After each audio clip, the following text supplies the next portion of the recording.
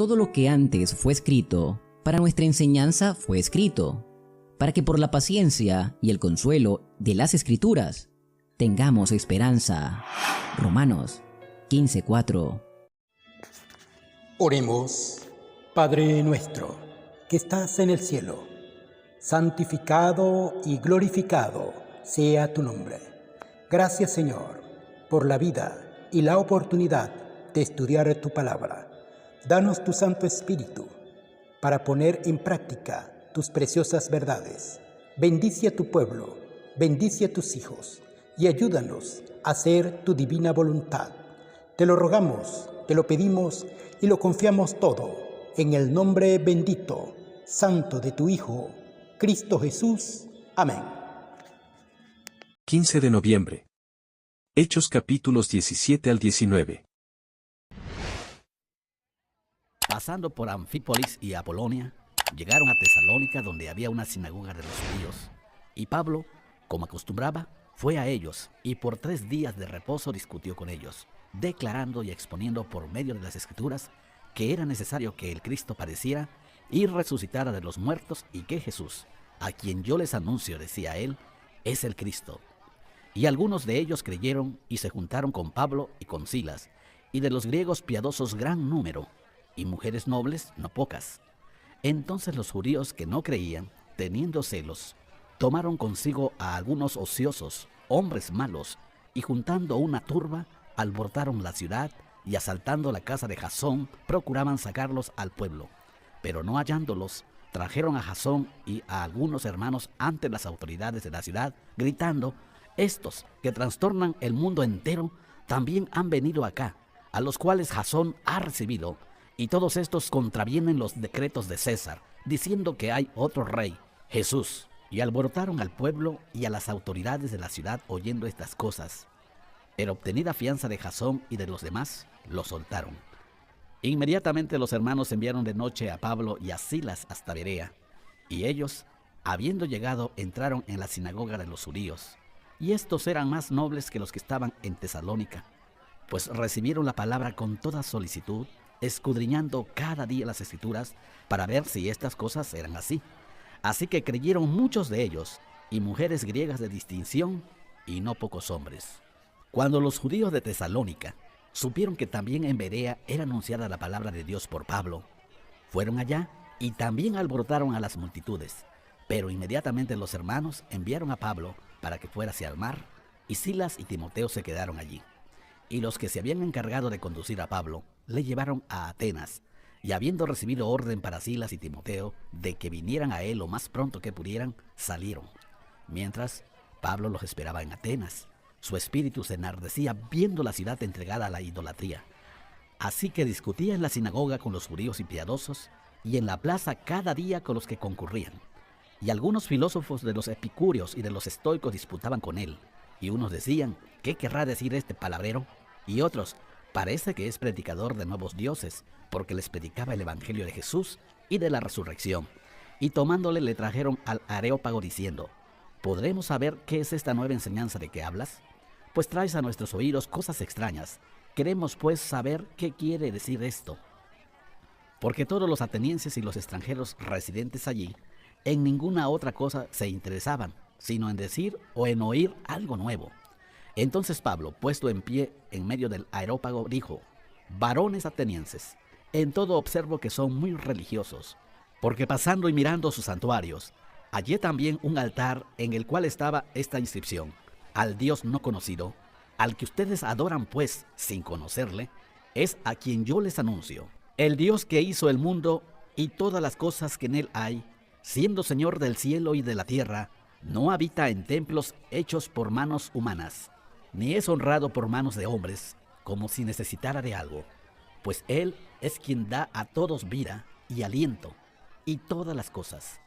Y de una sangre ha hecho todo el linaje de los hombres para que habiten sobre la faz de la tierra, y les ha prefijado el orden de los tiempos y los límites de su habitación, para que busquen a Dios, si de alguna manera, palpando, puedan hallarle, aunque ciertamente no está lejos de cada uno de nosotros, porque en él vivimos y nos movemos y somos, como algunos de nuestros propios poetas también han dicho, porque linaje suyo somos.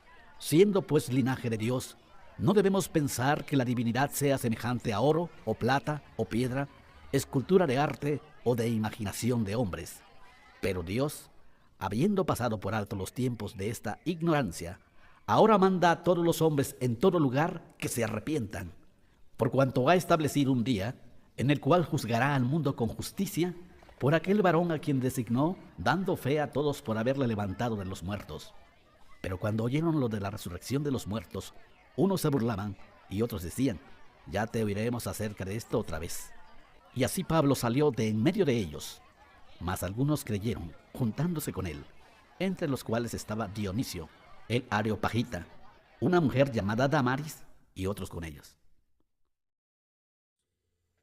Después de estas cosas, Pablo salió de Atenas y fue a Corinto, y halló a un judío llamado Aquila, natural de Ponto, recién venido de Italia con Priscila su mujer, por cuanto Claudio había mandado que todos los judíos salieran de Roma, fue a ellos. Y como era del mismo oficio, se quedó con ellos y trabajaban juntos, pues el oficio de ellos era hacer tiendas, y discutía en las sinagogas todos los días de reposo, y persuadía a los judíos y a griegos. Y cuando Silas y Timoteo vinieron de Macedonia, Pablo estaba entregado por entero a la predicación de la palabra, testificando a los judíos que Jesús era el Cristo. Pero oponiéndose y blasfemando estos, les dijo sacudiéndose los vestidos: su sangre sea sobre su propia cabeza. Yo, limpio, desde ahora me iré a los gentiles. Y saliendo de allí se fue a la casa de uno llamado Justo, temeroso de Dios, la cual estaba junto a la sinagoga. Y Crispo, el principal de la sinagoga, creyó en el Señor con toda su casa. Y muchos de los corintios, oyendo, creían y eran bautizados. Entonces el Señor dijo a Pablo en visión de noche: no temas, sino habla y no calles, porque yo estoy contigo, y ninguno pondrá sobre ti la mano para hacerte mal, porque yo tengo mucho pueblo en esta ciudad. Y se detuvo allí 1 año y 6 meses, enseñándoles la palabra de Dios. Pero siendo Galión procónsul de Acaya, los judíos se levantaron de común acuerdo contra Pablo y le llevaron al tribunal, diciendo: este persuade a los hombres a honrar a Dios contra la ley. Y al comenzar Pablo a hablar, Galión dijo a los judíos: si fuera algún agravio o algún crimen enorme, oh judíos, conforme a derecho, yo los toleraría. Pero si son cuestiones de palabras y de nombres y de su ley, véanlo ustedes, porque yo no quiero ser juez de estas cosas. Y los echó del tribunal. Entonces todos los griegos, apoderándose de Sóstenes, principal de la sinagoga, le golpeaban delante del tribunal, pero a Galión nada se le daba de ello. Mas Pablo, habiéndose detenido aún muchos días allí, después se despidió de los hermanos y navegó a Siria, y con él Priscila y Aquila, habiéndose rapado la cabeza en Cencrea, porque tenía hecho voto. Y llegó a Éfeso y los dejó allí, y entrando en la sinagoga discutía con los judíos, los cuales le rogaban que se quedara con ellos por más tiempo, mas no accedió, sino que se despidió de ellos diciendo: es necesario que en todo caso yo guarde en Jerusalén la fiesta que viene, pero otra vez volveré a ustedes, si Dios quiere. Y zarpó de Éfeso.